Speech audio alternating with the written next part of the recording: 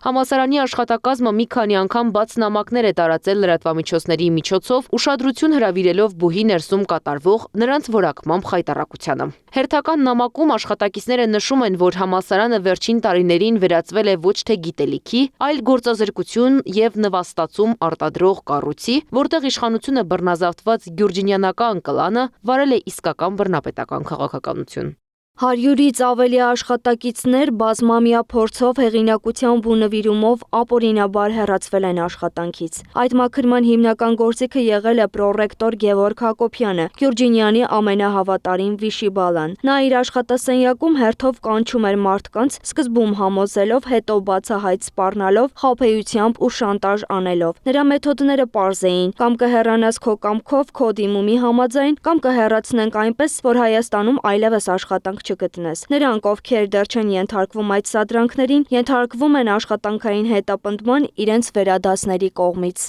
Նամակում վիրուսովականները մտահոգություն են հայտնում կրթական համակարգի տապալման վերաբերյալ։ Ընդգծում են, բուհը կրթելու, արժեքներ սերմանելու գործառույթը փոխել, վերածվել է անձնական վրեժխնդրության եւ քմահաճություններ իրականացնողի։